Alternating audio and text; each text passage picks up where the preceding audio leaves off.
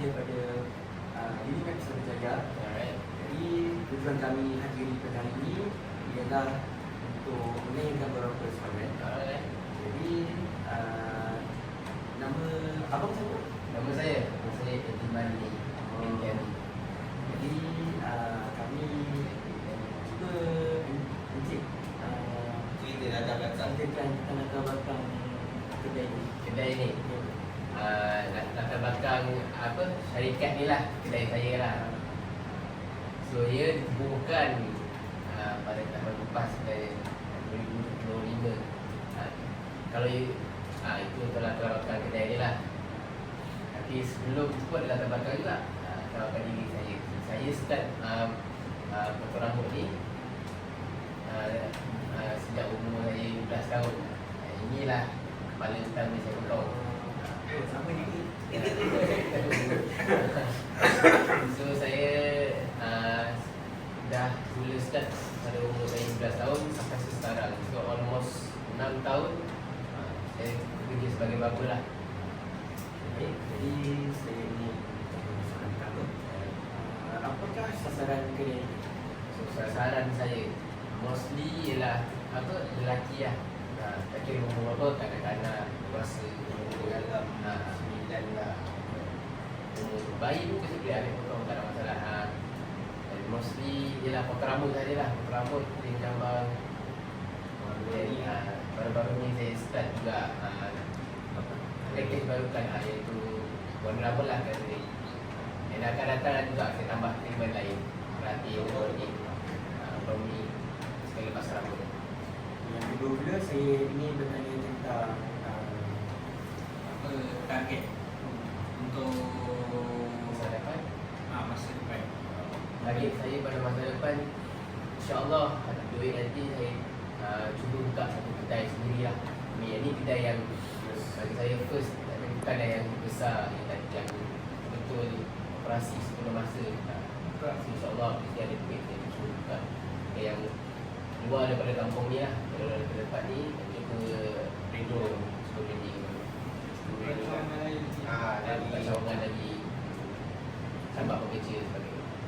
Jadi, soalan terakhir, apa cabaran bila buka kedai ini? Cabaran saya mostly kewangan lah. Saya start, saya kena, yalah bukan saya seorang letak duit besar-besar buat ni. Ada juga bantuan daripada keluarga, saya juga kerajaan, dakwah. Ada juga bantuan daripada Nikah Rakyat bagi saya dana, saya keluarkan bisnes saya. So, alhamdulillah dia sebanyak bantu saya untuk permulaan ni lah. Bagi umur saya. Cabaran daripada ni apa dari segi Cabaran daripada segi dapatkan customer Pemasaran saya, cabaran je lah mostly nak dapat customer just dalam booking. Dan MOE memang susah sebab kan ikut strategi tempat ni memang susah nak dapat lah. So saya harap dia ada keupayaan daripada cik-cik ni beri solusi kepada saya macam mana saya nak grow lagi bisnes, saya dapat lagi banyak customer. okay, ni mesti kenalan lah kan. Kebanyakan customer saya daripada kenalan yang terdekat. kau ada nak tanya apa? Ini lah boleh cakap tentang pasal kalau boleh ada website. So apa yang saya minta kepada abang-abang kat sini, apa yang saya minta ialah berikan saya satu solusi yang berkesan lah untuk saya. Contohnya buat satu website yang ada maklumat booking, supaya senang saya nak dapat customer, supaya saya nak attract customer. Memudahkanlah proses kat situ. Baik, insyaAllah nanti kami usulkan. Kemudian ada salah apa? Kos tadi dah ni kan? Dia semua kali Kos untuk buat kedai ni, kos yang anggaran dalam 10,000 daripada ada apa-apa, kosong, naik batu semua, tak ada barang ni.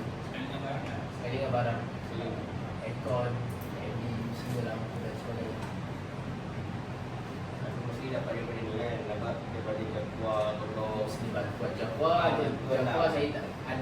dapat bantuan, tapi saya tolak sebabkan ada beberapa faktor. Dia bagi saya banyak juga, almost 15,000. Bagi saya dapat 15,000, tapi faktor utama ialah lambat satu.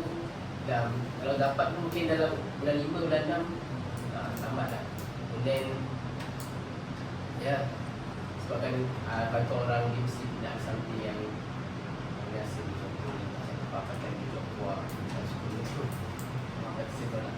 So bangunan ni dia dah habis bayar atau masih belum? Tapi buat sendiri tak ada apa-apa yang saya just macam tak ada.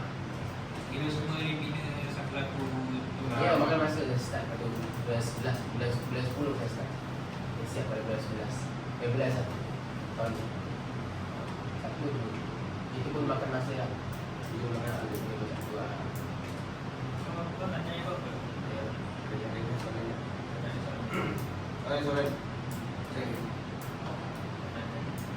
Pasal Saya pun Audit nanti kami akan bantu dalam segi marketing untuk bagikan kedai ni boleh dapat lagi ramai orang lah. bila lepas pakai Good X tu. Maybe boleh ads atau social media. Tapi lebih kena minta social media lah kan. dia punya marketing lah. Bukan saya. Jadi insyaAllah kami akan bantu kerja yang membangun dengan lebih maju. Dan mungkin lepas ni saya akan buat ni lah.